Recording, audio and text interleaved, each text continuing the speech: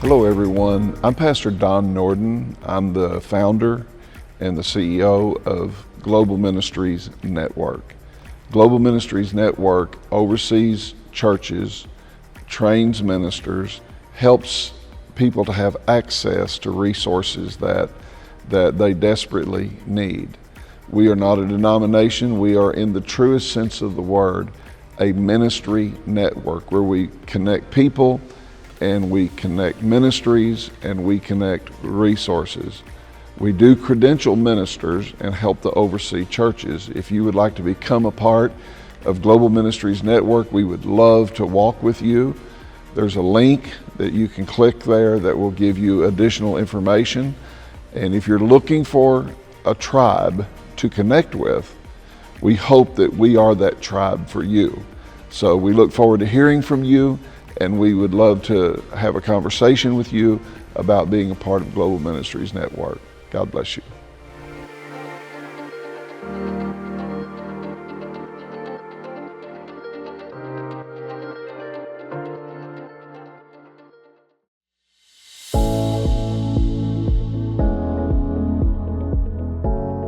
Welcome to our next episode of GMN's podcast, Leadership Blueprint, Foundational Kingdom Strategies for Leading Well. And today we have our guest, Macey Hawthorne. Hi. Welcome. So, are you ready for today? I'm ready. All right. Do you even know what you're ready for? Well, I mean, yes, because y'all did send me some questions. Okay. Well, good. But one of the things on our first episode, we kind of did an introduction, and this is a lot at the beginning is geared towards kind of pastors, people in leadership, but we're trying to broaden our audience because we want people to know that kingdom leadership just isn't inside the church, but it's often found even more outside the church. And so we felt like you really personified part of that, as we'll get into. And so we just feel honored that you're here with us, that you're our guest. And so first, just want to start, just kind of tell us, who is Macey Hawthorne? I would love to tell you. All right. So I'm Macey. You know this. Mm-hmm. I did not grow up in the church. I come from like a very just crazy family. And I was saved at around 17. That's when I really gave my life to Jesus. We went to Sunday school and stuff like that growing up, but it never really mattered because we weren't like super involved in the church or anything like that. So I believed in Jesus, but I didn't really have a relationship with him until I was around 17. So I was saved then, and then I just jumped in head first, or I guess feet first, because I hit the ground running, I felt like. And a lot has happened since I was 17. It's been 10 years, not to age myself, but I got married. I have 3 kids. I do a lot of things. I don't even know. Is that good? Should I keep going? Sure. I mean, how much background are we talking? Yeah. So one, I just want to say, like, you're one of the success stories of missionary dating because, I mean, yeah. Charlie, you weren't saved and he started dating you. Yeah. Maybe Charlie was probably, Yeah, he was borderline saved too, I would say. He actually told me that he was not looking to date unless he was planning on getting married. In one of our conversations, he was like, yeah, I definitely don't see myself marrying you because you don't love Jesus. And I was like, whoa, that's kind of rude. And also, why do you think you're better than me? So I started going to a different church. This was before I was introduced to CT. And so I was just serving at a random church, doing random things. And one day he invited me to go to the Pasadena campus, and I never left. Yeah. So that Still was there. the end of the beginning. Yeah. And so you hit the ground running. Yeah. What do you mean by that? Okay. Here's where we get into some stuff. Okay. So basically, I'm 17, just graduated high school. I'm looking for where do I fit in now. I was going to college. I was taking classes to get my education degree, which is crazy.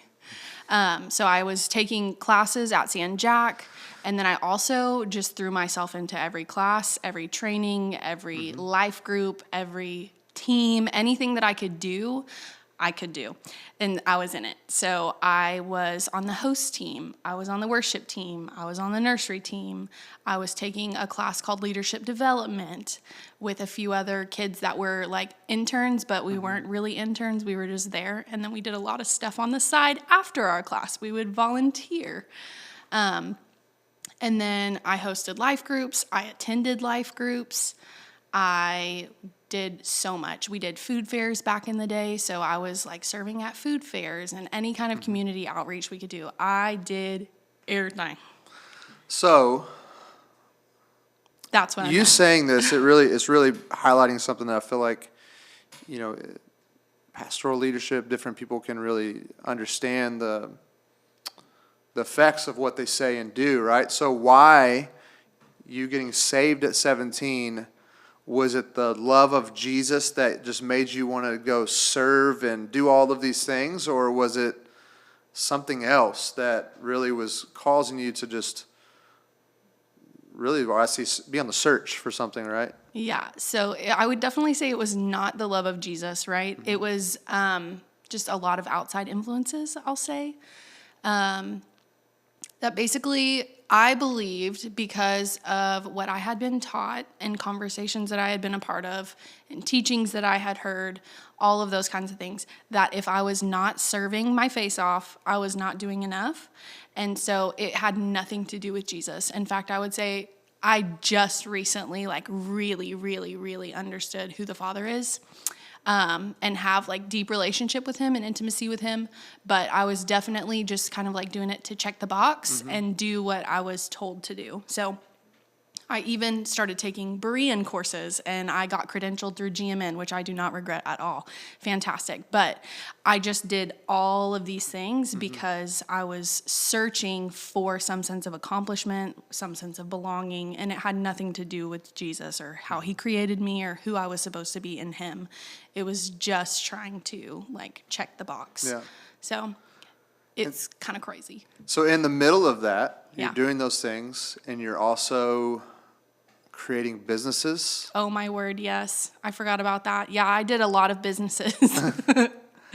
Yeah, you. Which one do you want to know about? Yeah, I mean, what it started with making little bead keychains. Is that Oh my goodness, Is that the first thing, or is that the? So no, actually, it gets worse.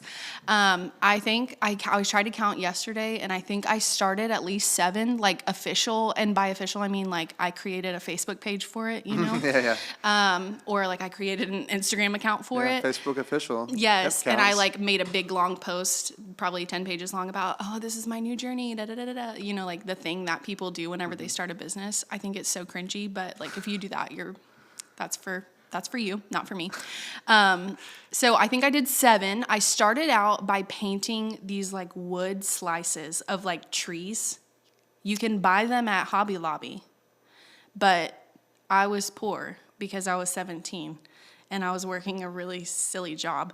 But I would find, you know, when people cut down trees, they just like leave tree bark on the side of the road for heavy trash pickup. So I would snag some because it's free and it's not stealing. It's on the curb for the trash. Make some coasters. Yes, and I would paint them to say like, home sweet home, live, laugh, love. Don't laugh. Oh, Yeah, so super cheesy. I mean, they were really cute. token white girl stuff. Yes, token white girl stuff. I also painted like a deer on one, like the antlers, like a, what would you call that? Like a shadow kind of thing. Too Park. Yes, so fun. So I've always been really crafty and creative, and I just was like, this is a great outlet. And like people, these old white ladies, not all people, but they would buy them. Sorry if you're offended and you're listening to this and you are my mother's age. If you come to my mother-in-law's house, she still has one hanging up in her laundry room. Now, it used to be in the kitchen, and she moved it to the laundry room, I think, to not offend me. But if she threw it in the trash, I would not be offended. What replaced it? I don't know. Maybe some good paint. Just nothing? Just some gray paint. Okay. But yeah, so I started painting wood slices, random signs. And then I was like, okay, that's fun, but I'm over it. I get bored really fast. So then I started making those like decorative sugar cookies. You know, the ones that Oh, yeah. like people order for the birthday parties and they're like themed and all that stuff. So I would do those. They were good. And they were delicious. They were delicious. But they were so tedious. I hated every moment of it. And you're holding this icing bag and you're piping cookies at midnight and people are picking up cookies the next day. And it was just too much work. I started to get arthritis in my hand. Self-diagnosed, but I had arthritis in my hand. WebMD. Yes. So then I did that, and then I started making earrings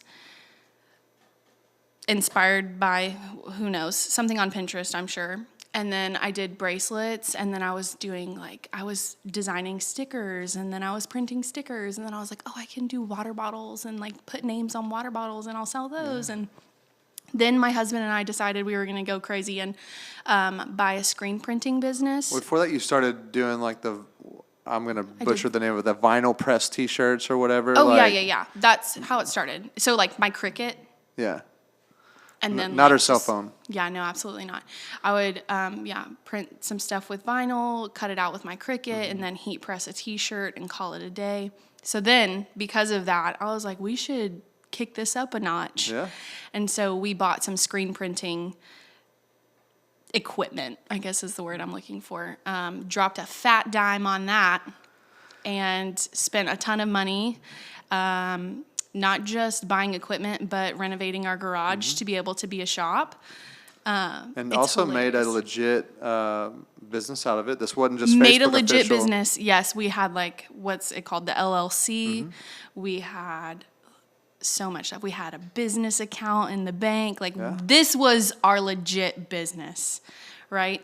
And we actually printed a lot of shirts for the church, a lot of empowerment and shine merch.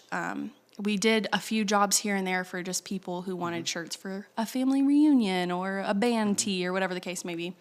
And we were making pretty good money. It wasn't horrible, but I still didn't really like feel fulfilled in that. And I just felt like I was working for no reason, if that makes sense. Which, I mean, I remember in that time, you know, we've known you for a while. Yeah. Since that 17-year-old geez. girl walked in the door. And it was even from, you know, people that you had expressed like, hey, help me out in life, you know, guide me. And it was like, all right, Macey, Pick something. like let's stick to something. Let's narrow it 'cause down. every one of them was like, well, I feel God leading me to this. Oh, my I feel word, like-" yeah. And I always say when you break out the God card, it's You like can't game over. say no. And so, again, all of these were like pretty successful. I mean, one of the things I noticed from the get-go about you is like you have this ridiculously large like social media following.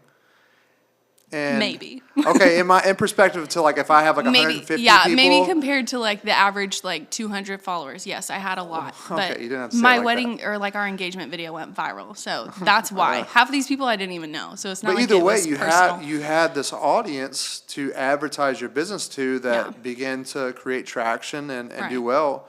But as you said, it still wasn't just it. Yeah, it wasn't the thing. So what do you think was perpetuating the cycle of just searching and looking and trying to find the thing that was going to scratch that itch?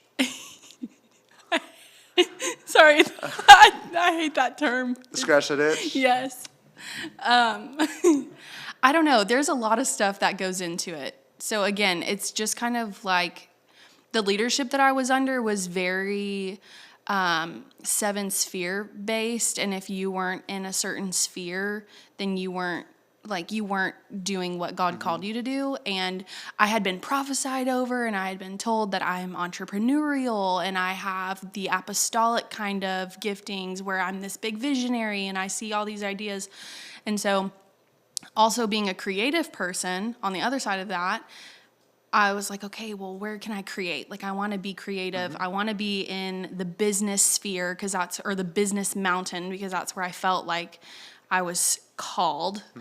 And so I don't know. I guess I just kept trying different things to see what would really land and like what would bring that sense of fulfillment, but nothing ever felt satisfying in the sense that like I was doing this to glorify God, or, you know, I was really walking in purpose. So I just kept trying new and different things. And if it boils down to like the base root issue, I would say that I was more so trying to please the leadership that I was under than trying to please the Lord.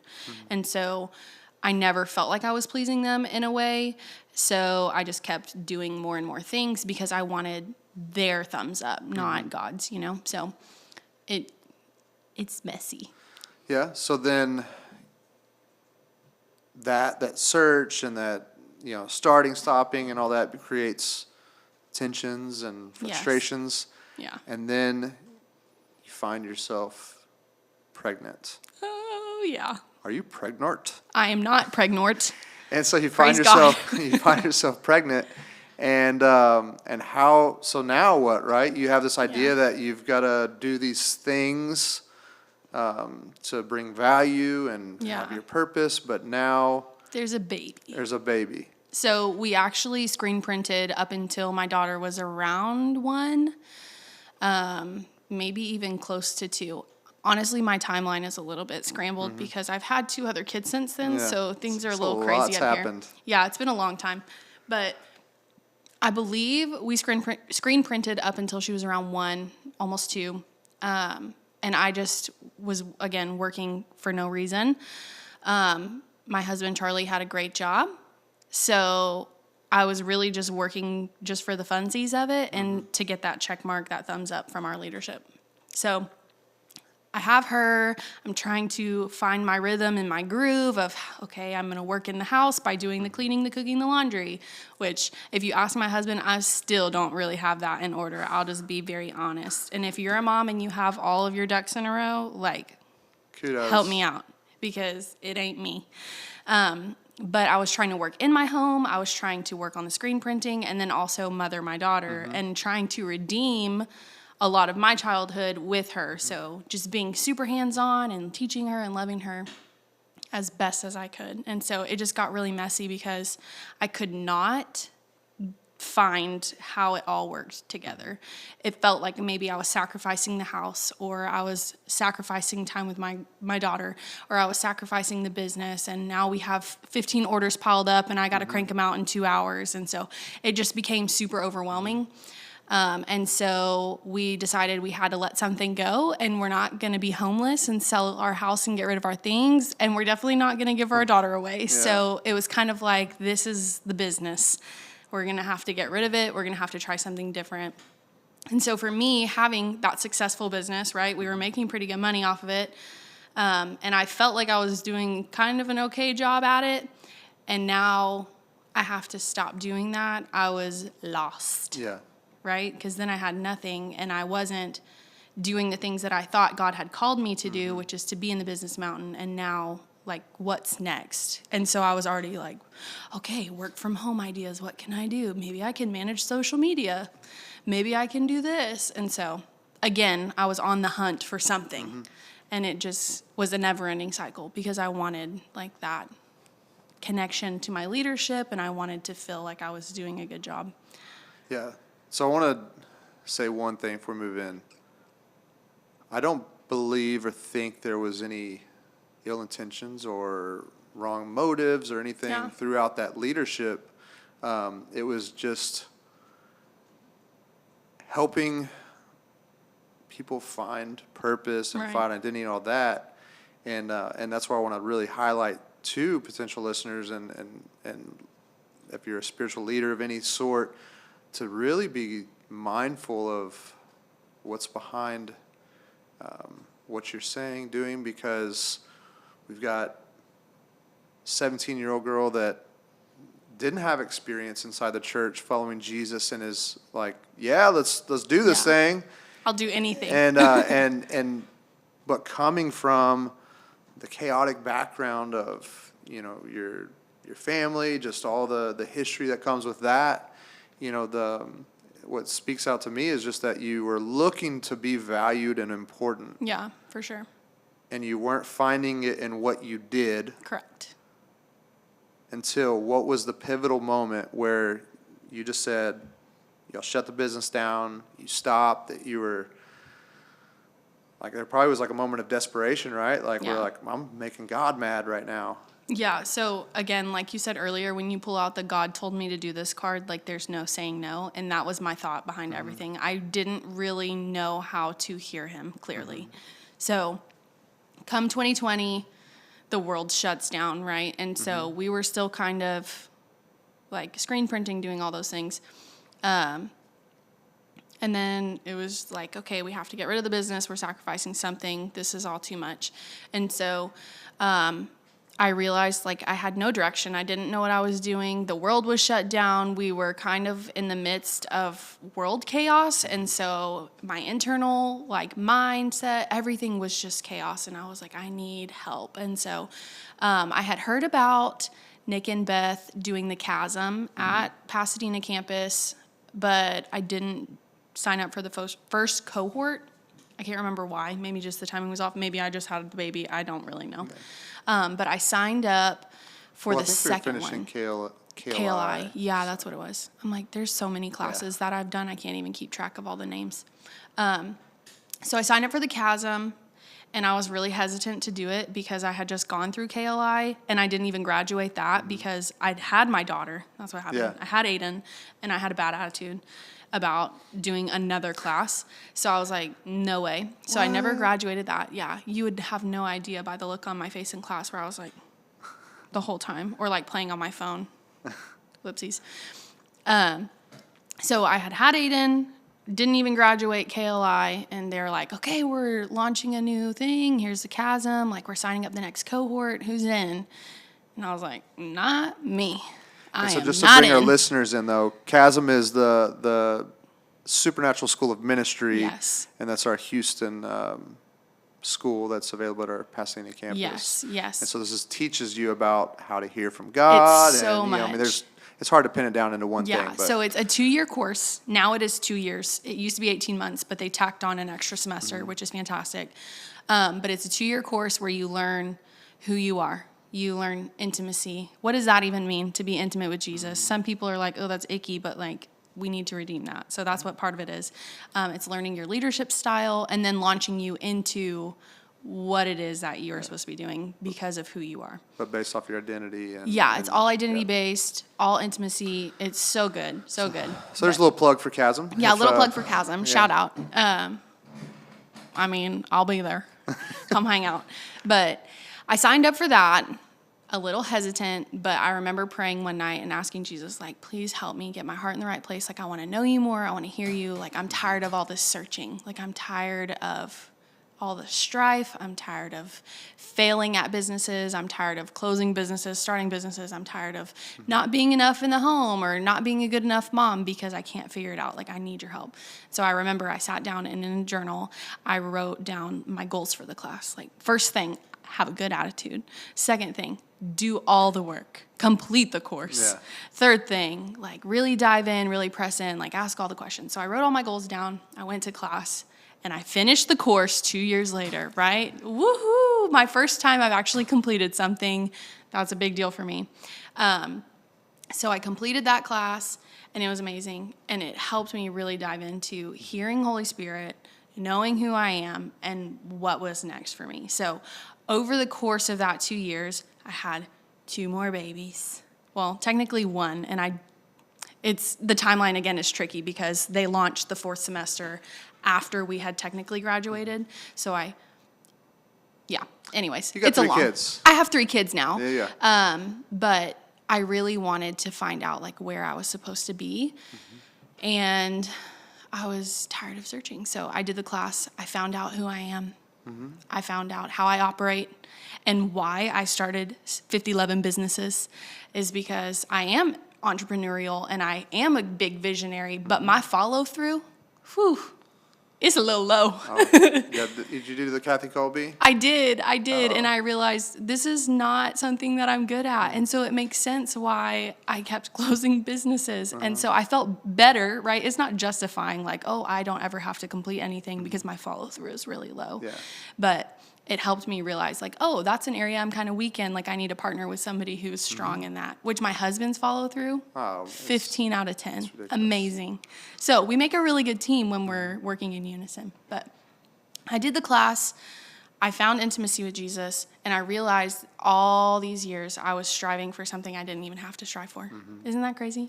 So what is that thing you were striving for? So I was striving for the belonging, the acceptance, the checking the box, making sure I was doing right by my leadership, but I never once asked God if I was doing right by him, which is kind of rude when you ask him, because he's like, baby, why are you doing all this stuff? Like, when's the last time you actually hung out with me? Yeah. When's the last time you just sat with me and let me, like, love on you? And so I learned I didn't have to do all these things. I didn't have to serve on every single team available. I didn't have to do every community outreach. I didn't have to take every class or every course. I just needed to be in his presence, right? But the chasm taught me that. So that's why I'm, like, so intense on the chasm. But because at the root of all that, yeah. Macey is enough. Yes. Oh, my word. Da-da-da. Yeah. It's amazing. And so whenever Macey shows up, things are going to happen. Yeah. It's going to be amazing. It's going to be good. It's going to be fun. Yes. We will laugh. Yeah. But you're going to do stuff. But I'm also going to get stuff done. Yeah. I'm a visionary, right? Like I said. Facts. But I'm just going to bring in other people who can help me execute the vision that I have. So if I have all these great ideas, that's fine. But we're going to partner together to get it done. So I really want to hit this thing. So in the beginning, you said the reason you were pursuing all these businesses, all these things, all these opportunities is because you were prophesied over that you're apostolic, that you're visionary, that you're entrepreneurial, all those things. I 100% agree with those. Yeah, for sure. Right? But the thing that was driving you towards that was lack of acceptance. Yeah. Now that you know you're accepted, you're still moving in those arenas, in those areas. Well, not necessarily entrepreneurial, but we're getting to that. But you're still moving in that visionary, that kind of apostolic, like idea, mentality. Yeah. But what's driving it is different. Right. It's not a response out of duty and responsibility. It's a response out of, like, this is just who I am. Yeah, this is what I do. Yeah. This is how God created me. And so how did you then become accepted, or like whatever, like you're like, you know what? This season is a season of being a mom, raising my family. How did you find that peace just to do that? So, oh goodness. I would say once I had my kids, there were a lot of things that I was lacking in my childhood. And there was a lot of stuff that transferred over into my adulthood that I really did not want my children to have or like to experience. And so I really sat down with my husband. We had a whole conversation. I was like, I just want to stay home. I don't want to have to do anything extra.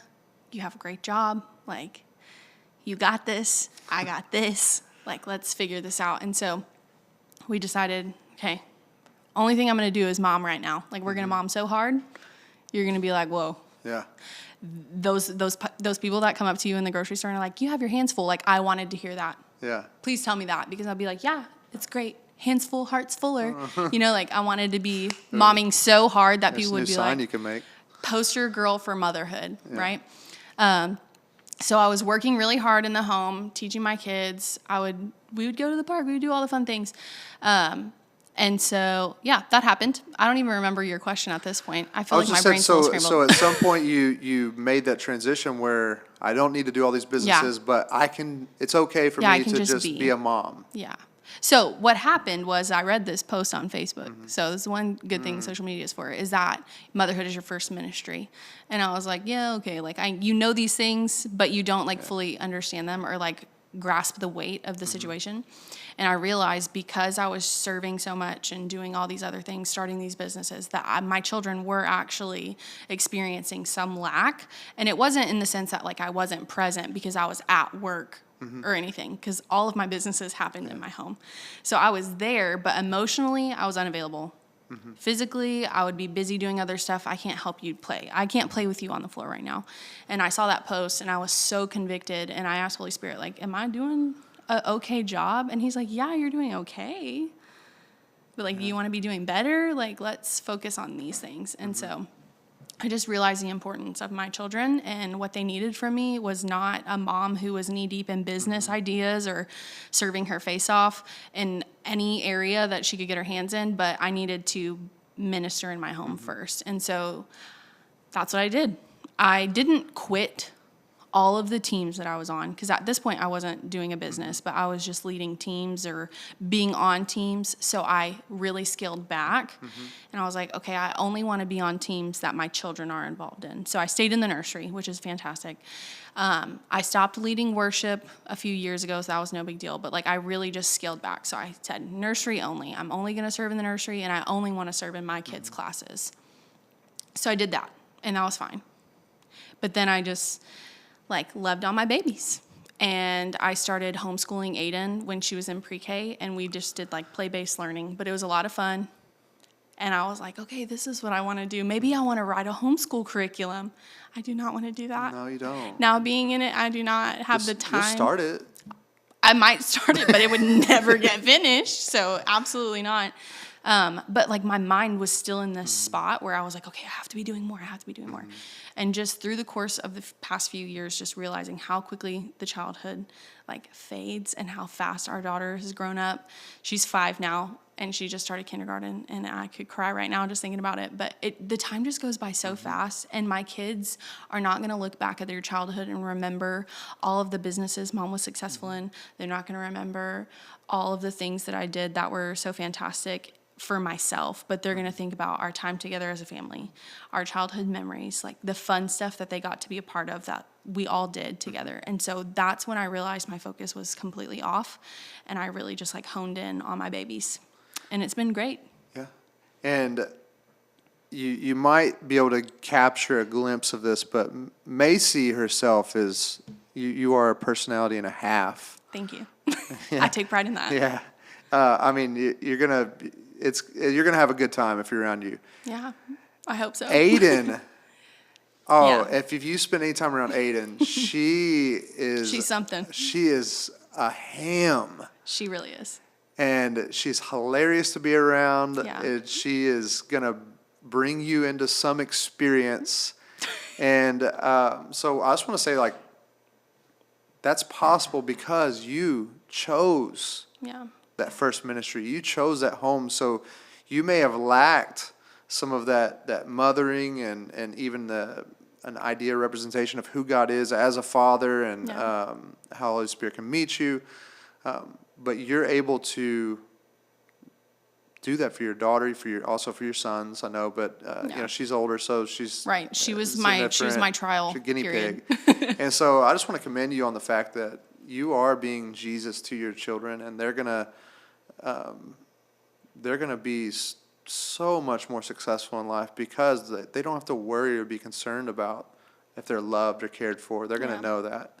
And so I remember one of your goals through your businesses was, you're like, we can do shirts, and I can have single moms that are just trying to make it. They could come over and help, and we can put the kids in the living room. We put them in there was one time I actually did have a mom come over, and she helped me print some shirts, and we just had a pack and play in the garage, which was probably a safety hazard because we had huge machinery out there, but we were definitely not OSHA approved. Yeah. But we had our babies in there. We had some worship music on, and we were screen printing shirts. And so that's what I really wanted, was to be able to help support moms, single moms, young moms, all those things. But I found, not even being in a business arena, that I have a lot of influence with moms.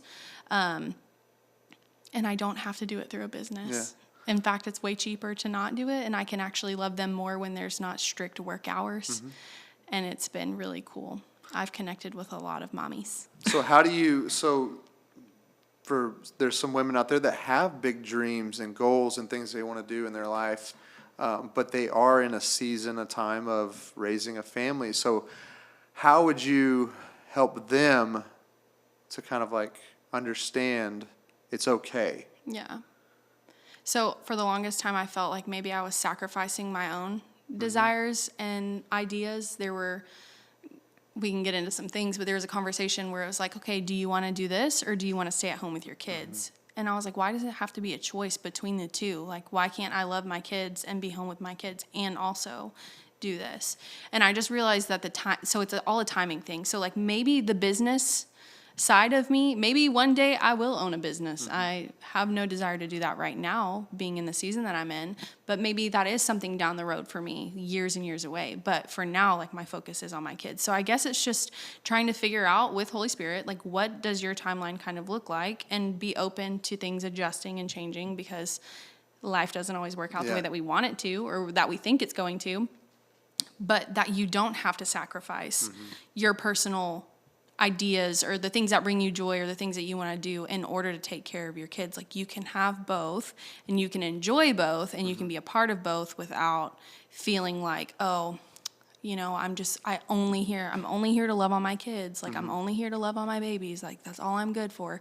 That's a lie, right? So you can have both. But, like, maybe this, for me personally, this is the season that I'm in, and this is the season that I want to focus on. And I know that the things that I have desires for can come later, and it's not a sacrifice. It's just a pause. Like, we're just not doing that yet.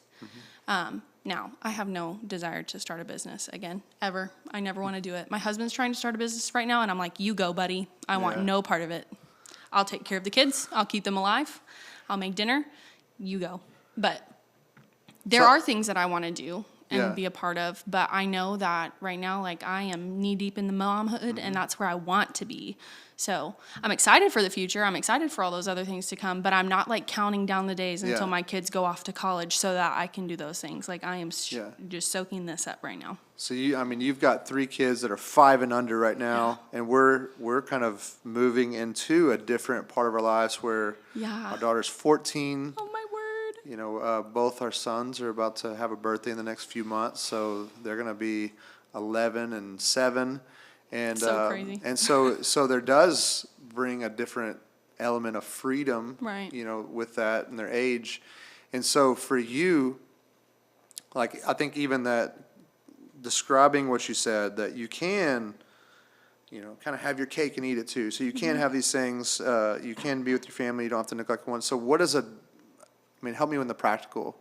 How does your daily life look? How do you still do some things? Because you are now back leading worship and serving in different areas. So how do you prioritize your family and make that being a mom first, but also you're not just completely shelving your life for another day in the distant future? Yeah, so I will say that I want to preface, I am not perfect by any means. I think everybody knows that. Oh my goodness, big shocker, yes.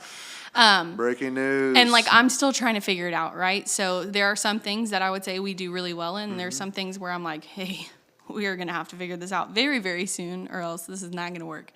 But for the most part, during the week, I'm momming. And I'm momming hard. We're going to bounce and play. We're going to the zoo. We're going to the park. We're going to go outside and eat popsicles in our pajamas and play with chickens and do all these fun things. Now school has started. My daughter, I said, is in kindergarten. So we are in a co-op, a homeschool co-op. And so I'm helping teach her class, right, with some other little kids. And then we're going to come home. We're going to take that day off, and then the next day we're going to start our homeschool at our house. So there's a few hours of the day that are a little crazy with, like, little boys running around in the living room while I'm trying to teach my daughter her school, and there's something burning on the stove, and there's laundry that needs to be done. So it's not perfect, right? But it's just taking it moment by moment. But again, I am still super involved at our church. I still serve in the nursery once a month. Again, I try to serve in places where my children are welcome. So I'm definitely not going to be serving on, like, the security team and, like, walking around the building with kids strapped to me. And one of my passions is worship. Super, super passionate about worship. It gets a little crazy on Sunday mornings, I will say. If you come to the Pasadena campus at 8 a.m., you are going to hear not only some great worship, but you are going to hear some children screaming, running around. And that's just life, right? Like, that's just where we are right now. There's a room that we have that has a TV in it. Sometimes I'm playing Peppa Pig for my children while I'm standing at the door and helping our team lead worship and practice for the service. And sometimes they're not in that room and they're just running amok and throwing pens everywhere from the back of the chairs and coloring on Connect cards and doing all the things. But it's fun. It's fun. It's fun. It's fun. Yeah. It's fun. It's fun and easy, I'll say, but it's not fun and easy sometimes. And recently, my husband has also joined the worship team. So that's even crazier because I used to be able to have him come help me. Yeah. And he would wrangle the kids while I was helping lead the team, whatever. But now he's in the drum cage. And there's just kids running amok. But, like, it's funny, and I see the fruit of it, right? Because I'll come home, and my kids are singing the songs that we were practicing. And they're not singing it because I was like, hey, sing this song for me. Yeah. They're singing it because they're feeling it. They're feeling Holy Spirit. Like, they're just Yeah. singing praise the Lord. And they get so excited. And I've noticed my kids actually have some musical, like, inclinations, I think, because they have been immersed in music since they were, like, practically in the womb. So I do both. It can get a little crazy. It can get a little rowdy, but, like, I wouldn't trade it for anything. Yeah, so just something that you're touching on. You said, like, I might have the boys be running around being crazy, burn on the stove. I'm trying to teach my daughter. Or we're leading or practicing getting ready for service, and kids are running around screaming. Yeah. Now, one, that's a product of the culture that Nick and Beth are hosting at Right. our Pasadena campus. Not everybody And wants that. so, not everybody wants that, and that's okay. Yeah. But at the same time, I want to highlight the fact that within the church, we've kind of I feel like we're coming out of this polished and perfect performance Yeah. era of church For where sure. we had to have the biggest, best, and brightest on the stage, performing worship because this is how we steward God's presence, and then we It has to be we have excellence. a brand. We're protecting our brand so that whenever people come in, they can just have that. We The can compete with the expectation, world and yeah. all of these things, and I really feel like, and this is my opinion, my perspective, that people are wanting something real and genuine. Yeah, for sure. Like, we all know, like, that if you were like, my boys, I just tell them very nicely, like, hey, this is time to teach Aiden, so I need y'all to really just respect our time. Yeah. And we're gonna be cooking over here, so we're gonna have a nice dinner, and it just all comes out perfectly. Yes, and my meals are perfectly Yes, well balanced. Like, no, these are frozen meatballs Yeah, life's not perfect. and air fried carrots. Yeah. Like, you're getting the best. Yeah, life's it's not perfect perfect. at all. But people want real. They want something Yeah. genuine.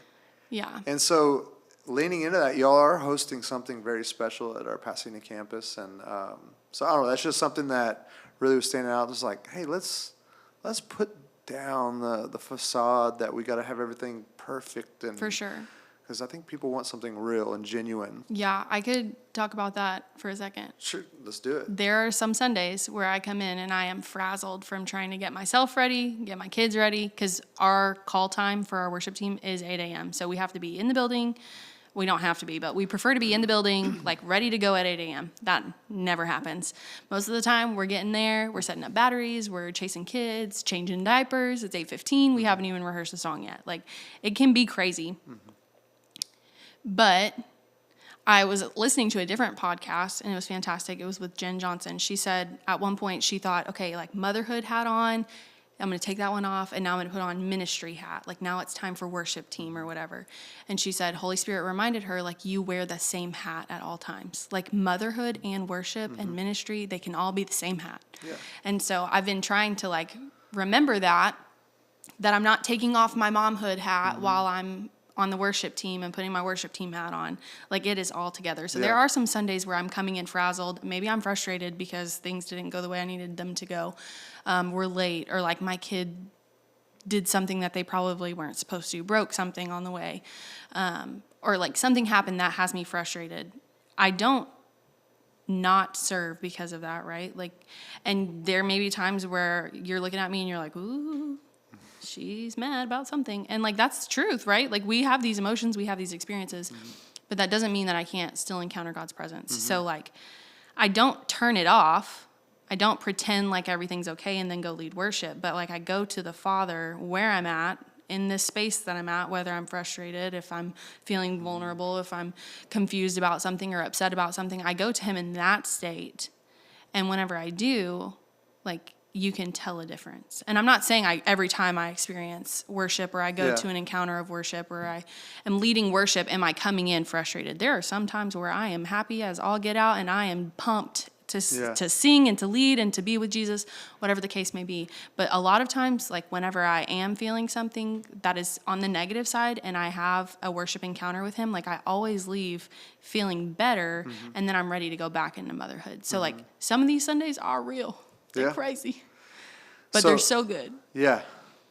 So is there any moments even where you still sometimes kind of battle against the idea that you're not good enough or you're not doing enough? You got to do more. Do you ever have any moments of that? Yeah, so the whole not good enough thing is definitely, it's always been like a kind of an echo in my mind. There's just been a lot of comparison in my life of like, oh, you don't sing like this person, or oh, you don't sound like this person, or oh, you don't mom the way this person does. And that's true. I don't sing like them and I don't parent like them, but I'm not that person. Like I am me, and so I have to constantly remind myself, like, this is who I am. This is how God created me. I don't need to be this person. I don't need to be that person. My singing doesn't have to sound like theirs, and my motherhood doesn't have to be like theirs. And so that helps me, but it is still definitely a battle. Like, I will say, for instance, this past Sunday, we were singing this beautiful song, and at one point, my voice cracked so hard, and immediately, I started laughing. Because I'm like, okay, this is real life. Yeah. Like, yeah, I had a little frog in my throat, and it came out a little crack. You can go back and listen to the live stream. It's hilarious. It's very apparent. I'm like, and then I'm like, oopsies. But like, I actually laughed at myself because in the past I wouldn't have. In the past, I would have been like, okay, get through the song. Oh my gosh, I just ruined the worship experience. I'm immediately taken out of God's presence. Like, I'm about to get like reprimanded by our team leaders. I'm about to get reprimanded by our pastors. Like, this is so bad. And then because of that moment, my worship changes, and now I'm worshiping myself, honestly, because I'm telling myself that I'm not good enough. Okay. Ooh, yeah, we get into some stuff, and I'm like, oh, because my focus becomes me, right? Yeah. And how I'm not good enough. So then, that would be my past, right? Like, this is like 2018, 2019, Macey would be quaking in her boots. In 2025, Macey giggles because I honestly find it hilarious. I'm like, oh, my voice cracked. Okay, back to you, Jesus. And we keep singing. And it's amazing. Not because I'm amazing, but because I don't lose sight of what my goal is. And my goal is to honor God and to worship him. So it's really funny. But it is a battle sometimes because in that moment, I could have been like, oh my gosh, no. And gone back to my old ways of thinking. But now I'm like, okay, cool. So what are just some practical ways that you can help? People are like, yeah, I hear you, I get it, but when the moment happens, like, I'm out. So what are some practical ways that you've been able to overcome that comparison or not doing enough? In worship or in motherhood, or both? And all you just said, you don't take off the hat. Right. Okay. Well, I mean, okay. Well, like worship, like singing on a stage? Or no, like just overall, because you said the whole story has been about how you were trying to do all these things to kind of prove your worth, your value. And so now out of your own admission, you said that, there's moments that tries to creep back. So what are some practical ways that you have kind of defeated or overcome those moments where you're like, I'm not leaning into this lie or idea, just for if there's somebody else that's battling those same thoughts, we can give some practical steps. Well, the first thing I do is I reach out to accountability because my follow through, is not very high. So I could think like, oh, I'm going to be fine. And then I'm actually not fine and my world's crumbling. So if I have somebody to come alongside me and partner with me in whatever it is that I'm doing, whether it's a project or if it's something like spiritual that I'm trying to tackle within myself or emotional that I'm trying to tackle, I have to have support somehow. So I reach out to accountability. This is where I'm at. This is what I'm experiencing. Like, do you have any advice? Yeah. But also, before even accountability, I pray. I ask Jesus to help me. I'm like, come on, Lord. Sometimes it's not this big, eloquent prayer, right? But it's just like, you see where I'm at, and you see how things are going, and I need your help, or else it's going to get messy. Yeah. And so I'll pray. I'll reach out to accountability. I try to do some practical steps. I love lists because, again, I have 3 kids, lots of things going on. I will forget if I don't have it right in front of me. So I make a list of things that I can do. If it's I'm struggling in motherhood or I'm like really snapping at my kids, which not perfect, so it happens. I reach out to somebody and what are some practical steps that I can do? So maybe it's like, okay, I'm going to count to 10 before I respond. or I'm going to go take a 2-minute break by myself and just like take some deep breaths, or I'm going to go listen to some worship music and just like get my heart right. I love practical things, right? Because that is how I follow through. But if it's worship related and I'm struggling like on the worship team, not just like my life is worship, but the worship team, I will reach out to our band leader, who's Freddie, or Travis. I'll talk to Nick and Beth. I'll talk to leadership about things that I'm struggling with there. But I tend to not have a whole lot of problems there because my sole focus is on the presence, right? Most of my struggles come in the motherhood. So just accountability, having friends who are walking in the same season of life as me, or friends who are not in the same season of life but are like ahead of me. So like you guys, having people who I can be like, how did you handle this situation? Because I don't know how to get through this. And sometimes counseling or therapy if it's really necessary. I'm not one to say no to counseling or therapy. Yeah, so, what I hear you saying is, one, wrap it all up, it would be, don't try to do it by yourself. Yeah. Don't be alone. Yeah. Find that accountability. But so if you have people that are in the same season of you, that's where you're going to go find some sympathy and empathy, right? Yeah, some Me Too's. But then when you have your accountability, you're probably not looking at somebody that even responds or reacts the same way you would. Yeah, for sure not. I mean, I immediately think of like my sister-in-law who is just always so patient. She's and so sweet patient. And I'm like, okay. Like, if I didn't know you majority of my life by now, like, I'll be like, this is fake. But so you're probably reaching out to people like that are going to show you a contrast towards your natural response. Yeah, hey, you can get through this because look, I did. Yeah. Those are the best kind of people. They give you the hope for the future, right? And like I see you and Larissa and y'all's kids, and I remember because I practically lived on y'all's couch for like at least a month, maybe. I don't know. Let's not go into that right now. But I was with y'all when y'all's kids were really little, and I remember some of the hardships that y'all were going through, and there would be times where maybe we didn't think that we were all going to make it out, but like I see y'all doing it, and y'all's kids are fantastic, right? Like Riley is an angel, maybe not in accordance to like the 14-year-old Sass, but like she's a sweet girl and she's doing amazing. And like the boys are so fun and so funny. So I see that and I'm like, okay, I have hope. And it's funny because our family dynamics are very similar. Like y'all have the girl and then the 2 boys, and I have my girl and my 2 boys in the same birth order. So I just think it's really funny how like our lives line up. And so yeah, definitely love to see and hear the things that y'all are doing, so that way I can have some wisdom. For sure. Because we sometimes struggle. Yeah. So as we wind this down, obviously not everybody's going to be able to be a stay-at-home parent. Yeah. I mean, even Charlie, his job just went away. Bye-bye. And so a blessing and a curse. But before that, I mean, like the last, 3-4 years, it was like, I think he was at his job more than, he was at home. Yeah, the turnaround kind of situation. Even, whether it's single parents or just different situation, you might not be able to give the time devotion that you're able to. Yeah. So what would be something that you could leave with them on how to work through some of that? Yeah. So in this situation, I think about my sister. She is like big into her company. She's doing some real estate stuff. I don't even know the capacity of all the things that she does because she does a lot, but she is a work hard mom. And then she comes home to her kids. And so I just think about her. She's so smart and so successful, I guess, in her business. But when she comes home, like she gives her kids her attention. And so my best advice, and this is advice I've given her, this is advice I would give to anybody who's a working parent and then comes home to their kids, is just be present when you are present. Put the phone away, put the book away, put the things that you want to do away until maybe your kids are asleep.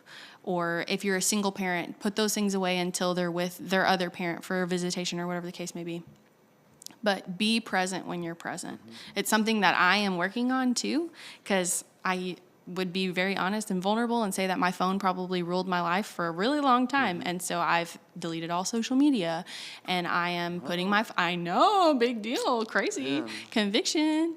I'm trying to be present with my kids. I'm getting on the floor with them and playing monster trucks Yeah. and building railroad tracks and coloring pictures of Taylor Swift with my daughter and all these fun things that I wouldn't normally do because I didn't want to be present. But now I want to be present with my children. So be present when you're present and just do the best you can. Give yourself grace. It's not going to be perfect. Some days you're going to want to watch Netflix, and that's okay. But Yeah. I feel like if you can do like at least an 80-20 where you're present with your kids 80% of the time, and then 20% of the time if you're busy doing other things, and that's fine. But try to find like a rhythm and balance. But That's something that I can look back and see even my own personal progression through, like I said, the 14 years of parenthood, where the first year of Riley's life, I literally, like, some days might be home for 24 hours collectively in a week or something. It was crazy.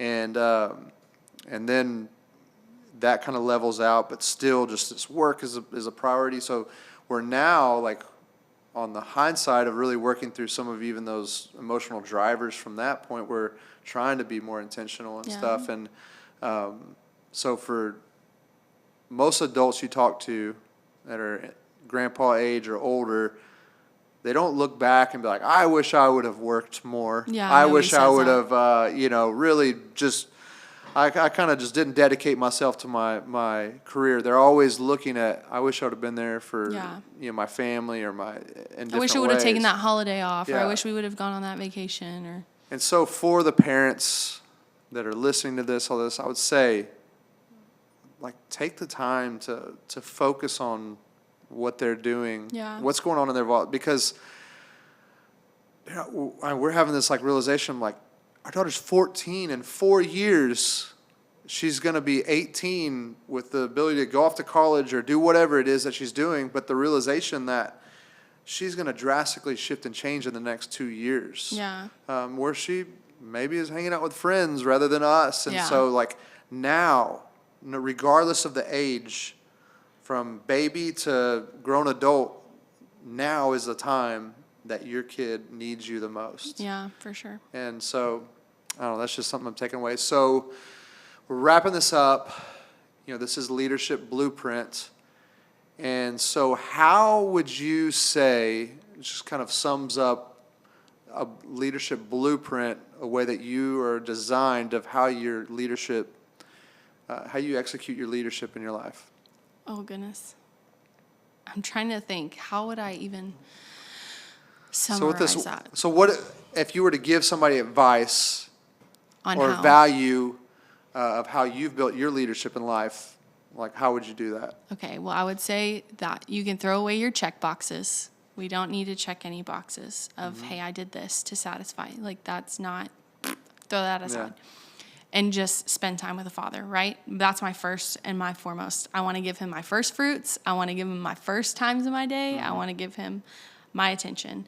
And when we're focused on his presence, then things can happen after that. But I always start by, like, focusing on his presence. Like, what do you want to do in my day today? What do you want to do in this season that I'm in? What's something I can do to focus more on you, whatever the case may be. And just find out who you are. And then what you do comes after that.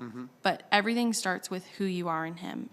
And then your purpose and your callings and your giftings and everything else follows behind that. But ultimately, we just need to know that we are sons and daughters, right? And for me, leadership doesn't look like being the face of a team or being the head honcho, because I just have no desire to do those things. But for me, leadership looks like being in step with Holy Spirit, helping other people find, like, how they were created, what they're supposed to be doing in their life. But also just, like, being somebody to walk alongside other people, to love them. And at the end of the day, if all I do is show people the love of Jesus, then that's good enough. Yeah. That's all that matters to me as far as leadership goes. I just want people to know that they're loved. And if you're around you, you will know that you're loved. Because it's who you are. It's what you do. It's what you bring. Yeah. So, as we know with leadership, we really take on some L's at times. We take some losses, right? Yeah, for sure. There's a lot of W's. There's a lot of wins that happen, but we take some L's.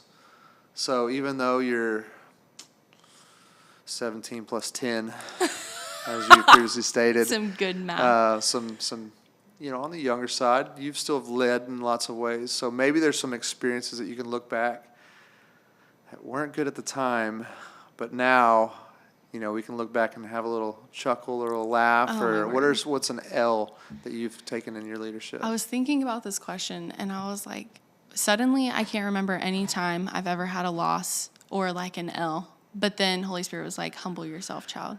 And so then we started giggling together. But there's so many teams that I've served on. I could give you one for each, but I'll just do two funnies because I could talk for hours. But one time I was leading youth, and I wouldn't say that I was like the youth leader, but I was one of the main few. We had planned a youth camp. We went to youth camp out in Oklahoma, and I was in charge of helping like situate the bunk beds and being in charge of the sleeping arrangements. And so me and another youth leader who I will not name, we were sleeping like this. So like head to feet, head to feet. And this is just a funny moment. This isn't even technically leadership, but it is what it is. Holy Spirit highlighted it to me and I need to share it. There was one time where I was asleep and I was having a dream that I was eating this food. And I was like, this tastes so weird. At this youth camp. And I wake up. No. And there's a toe in my mouth. I swear to you. I still have a hard time laughing about it because I'm still traumatized by having somebody else's sausage toe in my mouth. But like. You were eating someone else's toe. But I wasn't eating it. It was just resting on my mouth. And so I was like, oh, okay. So I woke up and I was just like, oh my gosh. Because that's disgusting. Does this person know? Oh, this person knows. Oh, okay. We laugh about it all the time. I was going to say, are they finding out now? Like, they're listening to this, they're like, wait. Their toe was I was violated. wondering why my toe was wet whenever I woke up. That's so gross. There's another time that I was leading at a Freedom Weekend, and I don't even remember. The position doesn't matter, but me and another leader, a lot of things happen. Yeah, this is weird. Another leader had the same toothbrush. And I come into the bathroom, and she is going to town scrubbing them teeth. And I'm like, hey, has anybody seen my toothbrush? Like, it's not where I left it. And she's scrubbing her teeth, and I'm like, hey, I think that might be my toothbrush. And she's like, no, that's definitely mine. And I was like, oh, okay. Well, where'd you get it? And so turns out that person was using my toothbrush. And so for the rest of the weekend, I brushed my teeth with my finger because I was not about to put that thing back in my mouth. Kind of gross. There's a whole lot of silly and funny situations that I've been in. So many just weird things that have happened to me in leadership. And honestly, I could just go on and on. In worship once, I led a song and I was pregnant, and I should not have been leading a song because I couldn't breathe. And so just like halfway through the song, I just stopped singing, and I was like, oh, I'm going to pretend like this is just Holy Spirit taking over in the room. But I genuinely could not breathe. I was like, like, it was so bad. So there's just so many moments that probably would have made me croak in the past, but I can laugh about now. Yeah. Have you ever brushed your teeth after, like, if somebody else used? No, I don't do that. I'll immediately burn the toothbrush. Yeah, like getting a wet toothbrush from someone else. No. It's that's. There's times where my kids want to help me. Like, I'm about to take a shower. They know that my routine is like I go take a shower, and then I get out of the shower and I brush my teeth. So like Aiden will sometimes come and like set my toothbrush up for me because she's so sweet. Oh, that's bless your But heart, I'm like, no. I don't know if she got it wet from like the sink or if she like did one of these, or like if maybe she dipped it in the toilet. Like, you never know. So I'm like, thank you so much. Well, maybe that's from, but And then I brush my teeth with my finger. also, I've got to have the right order. Oh. Because, you get it under the water, then you put the toothpaste on it. Like, it's got to be in Here's the the question. You get the toothbrush wet. You put the water on. Or you put the toothpaste on, sorry. Do you get it wet again and then brush? No. I do. I don't know why. That's because It's like wet, toothpaste, wet, You should ask brush. Jesus about that, because that's kind of cringe. I don't know. It's the Why? water on the toothpaste after is. I don't know. I feel like it gives it, like, when you put soap in your hand and you, like, if you just put soap in a dry hand, it's not going to lather, right? Yeah. So you get your hand wet. Do you wet your hands before you wash Yeah, you your get a hands? little bit, and then. I have so many I questions. think, actually, I don't know. Do you put water on your hands after you put the soap on? I think so. I don't know. Okay, so I'm why gonna have would to you go- not do that with your toothbrush? I don't know. It's my toothbrush routine. But either way, yes. Stick to your own toothbrush. Make sure it's yours, guys. Mind your own toothbrush. PSA for this podcast is make sure it's your own toothbrush. So you didn't have a chance to prepare for this last segment. Oh, And dear. you may not know about it. I don't know. Are we going to have a dance party? No, we're not going to have a dance party. We're going to have a little would you rather. Oh, okay. Here we Okay. go. So would you rather have goldfish dust on every surface of your house or sticky fingerprints on every single window in your house? Sticky fingerprints all the way, because that's already my life. I Yeah. already have sticky fingerprints on every window. Just the sticky hands though, like when a kid, you're like, Yeah. What? Yeah. "Huh?" Bradley got his hair cut this morning. Okay. And the haircut lady gave him a sucker. Oh. And he had like purple grape sucker Okay, just this- residue all over his fingers. And then he was like, come on, Mike, I hold you. And I'm like, I love you so much. Oh, bless your But heart. like I held him out like this because that's gross. This is the next, this podcast is going to be entitled PSA. Stop giving the dum-dums away at the haircut Please. place. Yes. Also, she's cutting his hair, which she did a fantastic job. So, like, Mm-hmm. I no shade to her. But, like, she's cutting his hair and he's, like, flinging his popsicle, Oh, yes. his lollipop it's got around. hair on it. And it has, like, little hairs. And I'm Okay. like, this is so gross. Like, who thought about Yeah, this? we're gonna start another podcast if we don't be careful. So I just want to say thank you, Macey, for joining us. Yeah. It's been a pleasure. I really believe that this is going to be insightful on many levels. One, I believe that there's going to be some leaders that are challenged on how they're presenting themselves to people, as well as mothers and fathers that are going to say, hey, you know what? It's okay for me to just be a mom or just be a dad right now. Yeah. That is the highest priority. So I just want to thank you for sharing your story and being with Thanks. us. Happy And to so be here. again, thank you for joining us today. I hope you enjoyed this conversation, this episode. Please remember to share this podcast, this episode, to all of your friends, your family, your coworkers, to anybody that you think might benefit from this. And so new episodes drop the first Sunday of every month. So hope to see you again, and thank you again for joining in with Leadership Blueprint. I want to take a minute and tell you about an annual conference that we host. It's called Empowerment Conference, and it's for pastors and ministry leaders from all over the world that come together to have a time of fellowship and to be refreshed, renewed, and resourced. Not only spiritually, but we give them practical resources to go back and impact their communities and their spheres of influence for the kingdom. This conference happens on the last Tuesday through Thursday of every September every year. There's lots of ways that you can get involved with Empowerment Conference. Maybe you're a pastor or a ministry leader that's looking for somewhere to come and connect with other pastors. You can get involved in that way. We offer scholarships for those who may not be able to afford to travel to a conference. Or maybe you own a business and you're looking for some opportunities to come and network with other businesses and ministry leaders. This is a great opportunity for you to come and have a booth in our vendor area and just have an opportunity to network with other people.